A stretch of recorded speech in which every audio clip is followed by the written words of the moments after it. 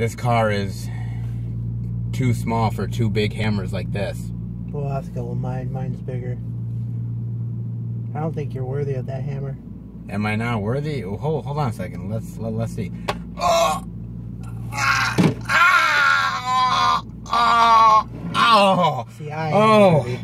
Oh, I guess I'm not worthy after all. Almost like this movie. Oh! Welcome everybody to another movie review where we talk about Thor Ragnarok. And this is sort of the latest solo film for Thor. Mm-hmm. And I have a question for you, sir, before we start. In the Marvel Cinematic Universe, the Thor films, I should say, they are considered the weakest of the MCU. And I want to know, in your opinion, what are your thoughts on the first two Thor movies before we get into Ragnarok? Well, let me talk about the first and second film before we get into this one. First one, of course, every movie in this series, you gotta have the first one. You gotta have the origin. You gotta find out where this guy's coming from. You know who he is, what kind of personality he is. I mean, basically, all these movies have one thing in common. All these characters are changing from somebody who you can kind of despise to a point where they become somebody worthy. Okay. Just like building the hammer. Yes, absolutely. Well, in the first one, you get the introduction of Thor, his family, you know, you get to see his future enemy, his brother Loki, and you find out how they came to be. I mean, in the first one, you get to see how Thor becomes basically, you could just say him like the Hulk. He's just a brute. I mean, he just lives for fighting. Yeah, I mean, and there's the redemption story there as well. And he kind of evolves into a decent person who becomes worthy. And then the second film is more of like, the family's past to potential future. I mean, you got in all the movies, you get the introduction of some kind of infinity stone or some kind of connection to it. Yeah. And, I mean, the way the second one ends, you lead up for this film. I mean... You do. I mean, I guess with my thoughts, and I don't know how you truly feel about it, but I like the first two Thor movies. Oh, yeah. I do. Do I consider them the weakest in the MCU? That's kind of tough to say. They're all solid movies, so there's got to be weak ones, right? I mean, there's been so many movies. Iron Man had 3.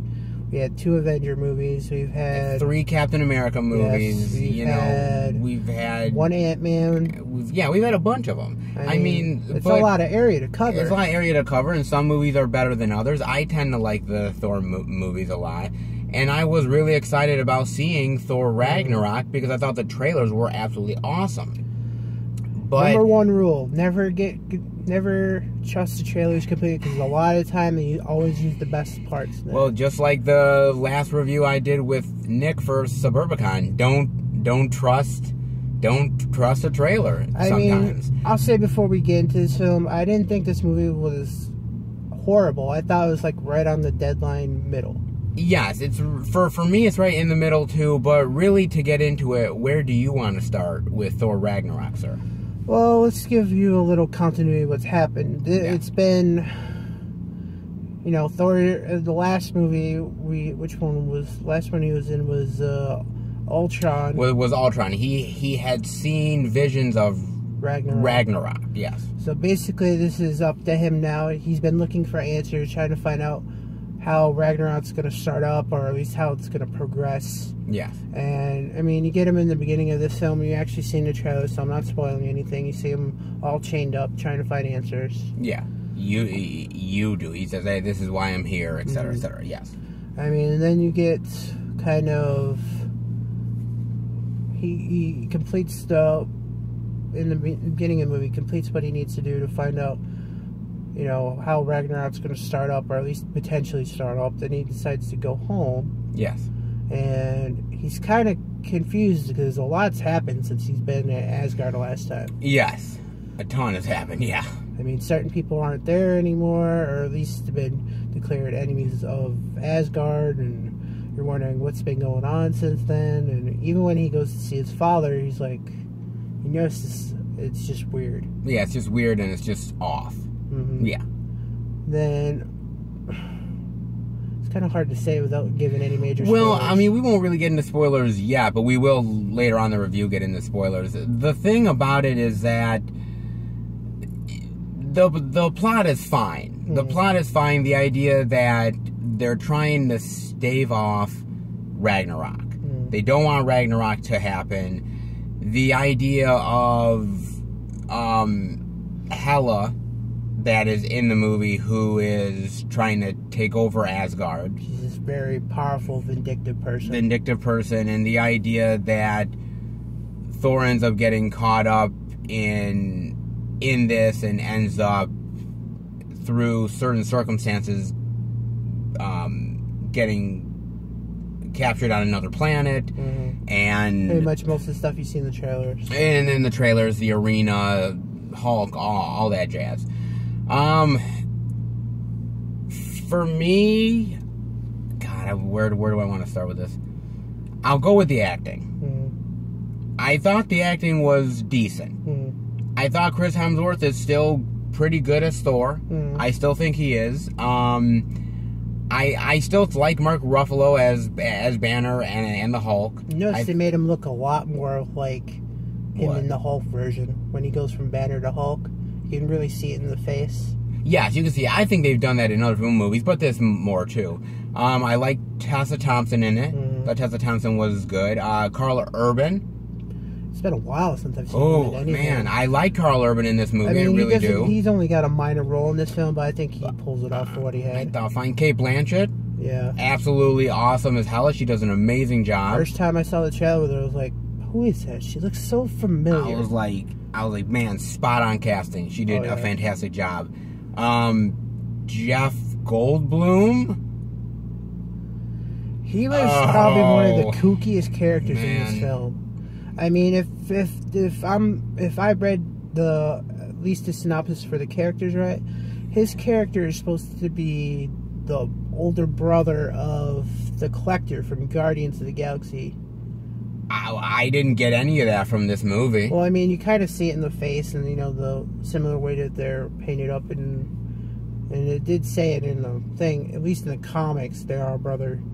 Maybe he's sort of the brother we don't speak of.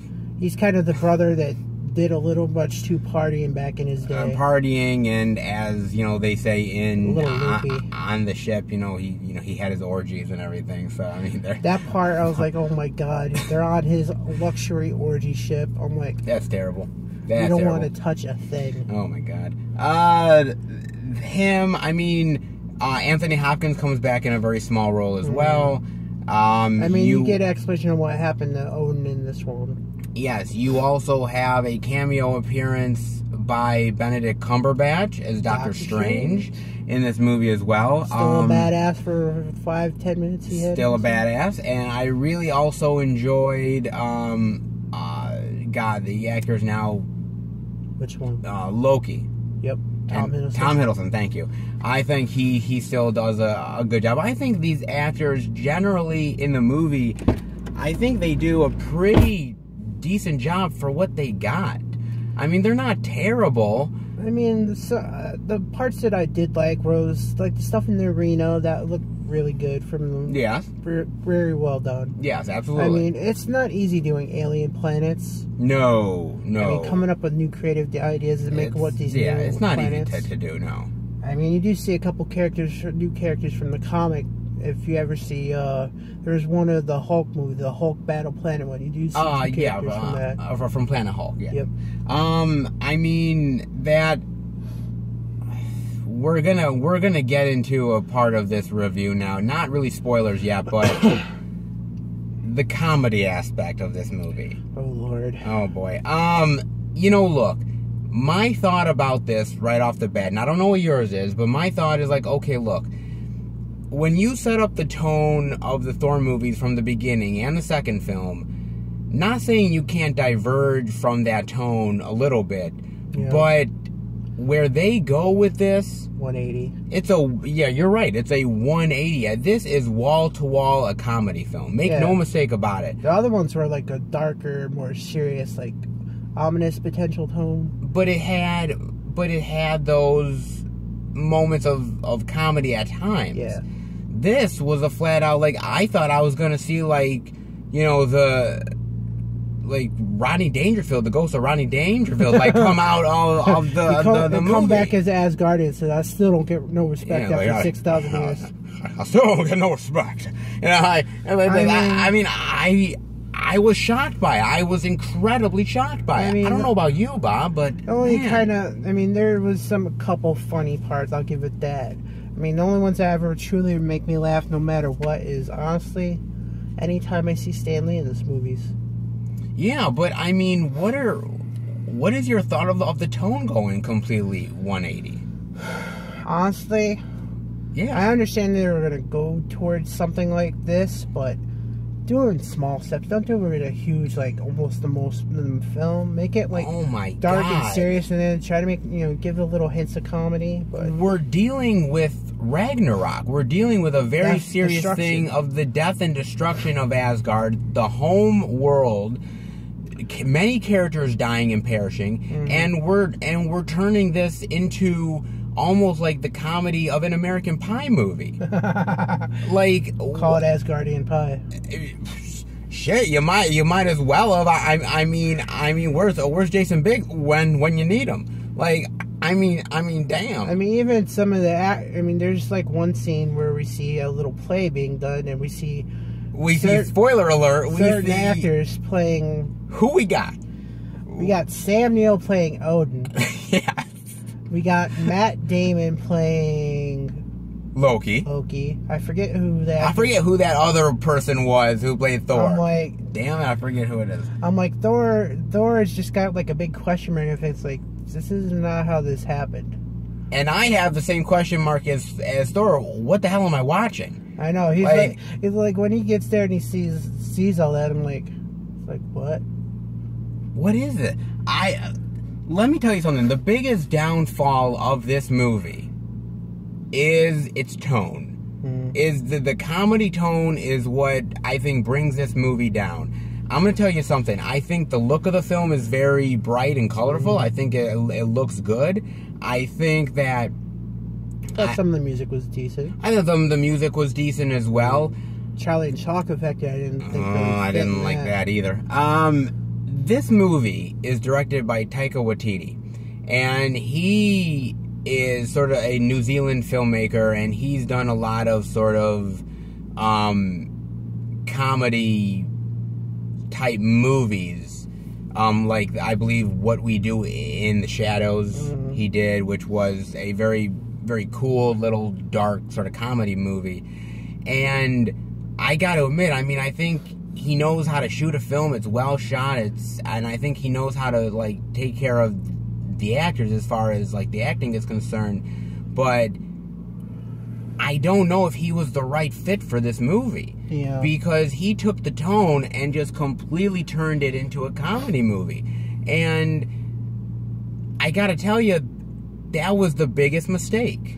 I think when you go back on it, like, if they'd done it more like, I mean, considering how this film is, I think when they did like the last big Marvel film, I think it was what, Spider-Man: Homecoming. The last one was Spider-Man. Yeah. If they did it more of a, they did comedy in that, but they also kept it kind of serious. Yes. Kind of. If they had done it that way for this film, this one would have done a lot better. It would have worked. Absolutely. I mean, I don't know. I'm shocked by it, and to really get into it, we're now going to go into spoilers and talk about a few things that we wanted to sort of elaborate on a little bit. So if you haven't seen the movie, just know that we're going to start spoiling it. So where do you want to start with spoilers, sir? Well, I mean, let's start right at the beginning, because that pretty much leads how this movie's going to end. Okay, sure. Alright, so in the beginning you see, like I said, Thor has been looking for answers and stuff, and you see him in this sign of, like, hellish type planet or some kind of dimension. Yeah, you see hellish, whatever it is. And you see this giant, you see him in trailer, so it's not a big spoiler. You see this giant, like, fire figure, which tells him information that he didn't know about. Like, for one thing, Odin's on Asgard, Ragnarok's gonna begin no matter what, you really can't stop it. Yeah. Then he goes back to Asgard and he finds out, I forget how he says his name, Heimdall? Heimdall. Heimdall isn't there, and he's been replaced by Carl Urban's character, aka Scourge. Scourge, the executioner, yes. And like we were saying a few minutes ago, he goes back and sees the whole play about Loki. You know, he sees like a whole giant monument toward Loki, a giant statue, and then he's like, it's like, this isn't right. He kind of figures, like, as soon as he sees the play, he's kind of figuring something's up. This isn't my father. He wouldn't be like this. He'd be out there ruling and, you know, trying to help. You find out the armies of Asgard haven't been doing their job. You know, they've been basically just there all this time, and the whole 9 realms is going in chaos. Okay. So pretty much as soon he does a little trick with the hammer, which brings Loki out of hiding, and he's like, "Oh, where's Odin?" Right now, Odin's on Earth. And then we get the whole scene with Doctor Strange. Yeah. No, hand it over to you so you can continue more. I'm going to go back and say what my problems are. One, when he's imprisoned at the beginning of the movie, he has a conversation with this evil fire entity. Yeah. And there's comedy there. There's comedy right off the bat where he's sort of chained up and he's sort of swinging around, and he's like, "Oh wait, I'll get back to you. I'm swinging." And I'm like, okay, I hope this movie doesn't have this tone. It's okay for this scene. Okay, then he goes from that to the Scourge scene where the Scourge is like with the women. I was fine with that. Then the play happens, and I'm like, okay, I'm having issues here. but if this is the major amount of like the comedy here, fine, I can take it. Then we get to our brief glimpse of Earth, going to see Doctor Strange, and the Doctor Strange scene is fine, a little goofy, but I'm not against it. No. I'm not against it. It's fine. Then we go to Norway to see Odin, and the way Odin goes out. Yeah, the way Odin goes out. You always figure as somebody who's lived that long to go out a warrior's death. Man, the way Odin goes out like a punk. Okay? He goes out like a punk. Damn serious. He goes out like a punk. And let me tell you something right now. I just was really shocked. And what also shocks me even more than all of this stuff, right, is that I saw set photos. I saw set photos of Anthony Hopkins in New York City. I saw set photos. We even saw it in the trailer of Hela holding the hammer and everything in New York City. So where the heck did Norway ever come from? Is really what I don't understand. Those decisions. They like to do those alternate deleted scenes. I'm curious to know. And also, look.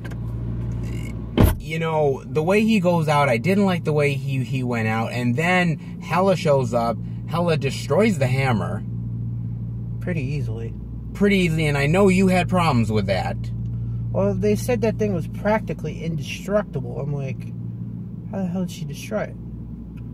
Maybe you have to be sort of, born of Odin in order to... Hint, that pretty much gives you the hint that, spoiler alert, Hela is Thor's sister, Odin's firstborn, and that there's the whole history that we never knew of basically Hela and Odin. Basically, nobody knows about her. Nobody knows about her, and that basically Odin ended up trying to erase all the history of her and everything like that. And basically, in a nutshell, she helped Odin build what Asgard is today. So basically, Odin did a 180 from, like, conqueror of the universe to benevolent king. Yes. And so in that way, it's like, you know, I like the history of it. I thought the history of it was incredibly fascinating. You know, but then it sort of goes into him going to the planet, the comedy of the planet. Yeah. Whether it's Tessa Thompson being too drunk to walk straight, or Jeff Goldblum, you know, doing his best Jeff Goldblum impression. Very quirky, very goofy. Very, very quirky, very, you know, just like, just like, Thor, yeah, I mean, you know, you're the Lord of Thunder, Asgard. You got sparkles coming out of your fingers. Sparkles. And then there was that one part where she's just like, and he's just like giggling like a little schoolgirl. I'm just like, this guy's supposed to be like millions of years old, and he's acting like a child. He's acting like a complete child, and maybe that's part of how maybe it is in the Planet Hulk comics. Maybe it is. I didn't read them. Unless he's just bored, I mean. Maybe he's bored. I don't know. Look, at the end of the day here, the comedy here on the planet, and it's all, let's talk briefly about Korg. Let's talk about Korg for a second. If anybody does not know this about Korg, if you ever watched the Fantastic Four thing, he's the same, the one that plays Ben Grimm, he's the same species as Korg. Or at least gets transformed into the same species. Korg is basically very like, well, you know, I'm a very light-minded guy, you know, very peaceful. I can't do it without laughing. I mean, last time we seen one of his race was in Dark World, where Thor just does the hammer and destroys him like he's nothing. I'm like, you see this guy is about almost the same size. I'm like, is he the runt of the group? Or is he just like... I can't. I mean, he's like, oh, I tried to leave a revolution with my mom and her boyfriend. You know, I hate them both. I'm like, I want to do it. I can't do it. Goddamn. Come on, do it.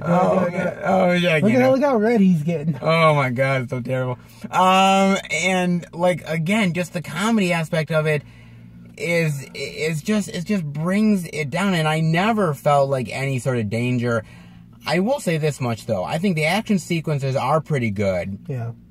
I do think the final fight between Thor and Hela is pretty decent. Yeah. And, you know, there is casualties here. People do die. Major characters do. There's major ramifications for future Marvel movies here. At least Thor movies, that's for sure, if they decide to do any more. Well, future aspects of where the Thor character will go, I think, in the next set of films. I mean, look, the thing about it is, like, I was really taken aback by this tone. And I was really taken aback by just the idea of just them not taking this movie seriously. I'm not saying you have to be a complete dark movie, but damn it, you gotta end up at least, like, you know, making it be like, oh my god, the stakes are high. This is raised. Yeah. These characters know they're in danger, and it is serious as hell. No, it's not. It's played, you know, just like, you know, almost like Airplane. And I can't go along with that. And look, I mean, at the end of the movie, you know, there is things like, you know, look, Thor does lose an eye. Mm-hmm. And, you know, the idea that Asgard does get destroyed, and that, you know, we're drifting along towards, let's be honest, towards Infinity War. Mm-hmm. And I will say this much: if Infinity War has the comedy of this film, it's going to destroy the series. Then I'm out. I'm out because look, I mean, there's a lot to like about this movie. There really is. From the action, I think, to the actors, to I think the set design and everything. I think there's a lot of cool stuff to be mined here. It's just the comedy really kind of brought it down. The comedy just really brought it down to a screeching halt. I mean, do you have any more minor thoughts before we get into our grade rating? Let me ask you this. I mean, this is going to be spoilers. I mean, for one thing, let me ask you this. In terms of hierarchy, in terms of the, the best, the worst. Yeah. The best, most powerful would be Odin, then Thor, then Heimdall, and after that you get the Warriors 3 and Lady Sif. The Warriors 3 went out like little bitches. The Warriors 3 went out really, really lame. They went out like a minute after the bad guys showed up. And the whole Asgard Warriors went out like punks. There was like, how many would you say there was? At least 1,000 around her? I say there had to be 1,000, yeah, around there. She kills them within like 5 minutes. Either that means that they're lame or she's really powerful. Either or. I mean, it's... AKA, they're lame because they can't fight for crap. I mean, it does show she's powerful, and that does sort of set it up, I think. I mean, you do see a couple of them hit her, actually physically wound her, but it ain't much. I mean, look, what are your final thoughts and grade rating? The only other minor thing I have to put in toward it is, well, actually 2 minor points. Okay. One minor point was, what was the whole point of the giant wolf? I mean... The wolf is actually a part of... I actually talked to my friend at work, and he ended up saying the wolf is actually a part of of Ragnarok. I know that part. So he actually does... The wolf actually does have a significant part in the whole idea of Ragnarok. I felt the wolf was severely underused. Or at least, I mean, not like to majorly point, but it could have put up a better show for what it had. True. So no, it is part of it. The other point is, we also do find out that since Ultron, Hulk has been in control completely for 2 years. Hulk has been in control. So Banner has not been in control of Hulk for 2 years since basically Ultron. Yes, you're right. And even at the end of this movie, he's like, if I turned into the Hulk again, I might not come back this time. I'm like, who knows? I mean, it's been a rocky relationship between them two. Have we seen the last of Banner? We'll see in Infinity War how he actually got to the planet. It's a little bit rocky of the explanation, but I kind of get it. I do say this much. I think I did like Hulk talking. I think some people may be a little bit turned off by Hulk talking. I actually liked it. I liked Hulk talking. I like seeing cool. the size person, because before you never really get to see him do anything other than beat the crap out of things. And I kind of feel like maybe if he's been just so solely in control for 2 years, I think he might have eventually learned how to talk over that time and everything anyways. So I think that I was fine with that. I'm fine with a lot of the Hulk stuff. I'm fine with a lot of the, Thor and Hulk and the play with that, because they had that in other movies. It's just a comedy. But what are your final thoughts and grade rating, man? Oh, like I said, there's minor characters which I honestly didn't think they needed to be in this film, like the Warriors 3. You kind of figured they had to get rid of them somehow to make new characters. The Lady Sif character we don't see at all in this film, so she may have survived. Who knows? Yeah. Like you said, I hated how Odin went out. Yeah. Odin went out like a punk. Yep. I thought, I understand how they had to finally beat the bad guy in order, what to do in order to beat the bad guy. It just, like you said, the comedy in this film just really dragged it. If it wasn't for the comedy, if it was like the other movies, we'd been fine. Probably like B+ A rating. Yeah. This one I'd have to give, it's probably my lowest grade for a Marvel movie. Probably, I'll give it a high C, almost on C+. Okay. Look, you know what? Like I said, set design good. I thought the chemistry between the actors is pretty good.